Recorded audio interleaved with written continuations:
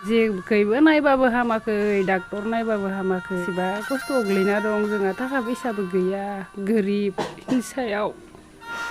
जेबो राहायानो गैया रावबो अनसुंथाइ होनाय गैया एसे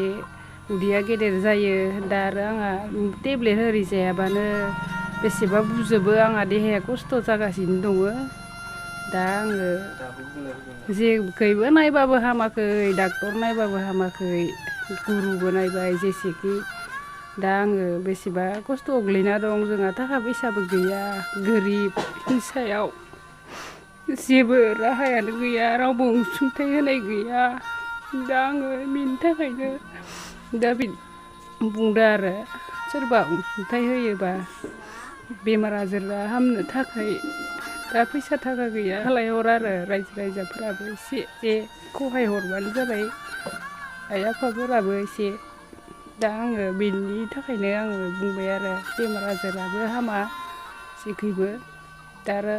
फैसा थाखायाबो गैया फैसा थाखा गैयिनि थाखायनो हौवायाबो नायनो हाया नायबायबो नाया नङा दा आरो नायनो हायाखै डाक्टर गेदेर गेदेरनाव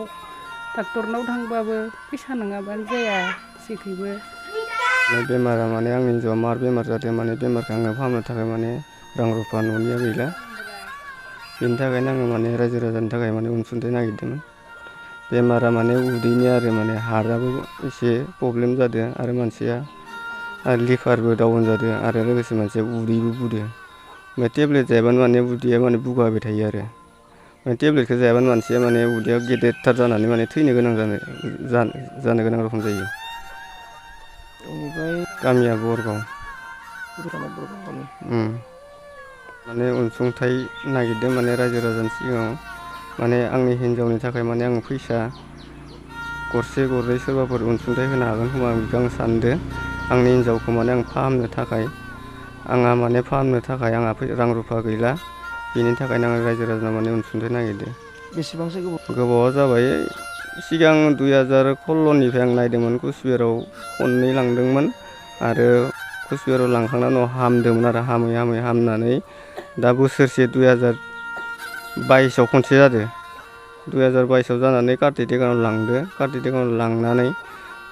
गासैखौबो माने बेमारखौ नायजोबनानै उनाव सेकेन्डआव दा 2023 लागैना बेमारा माने बारानि सायाव बारा जाबोदों आरो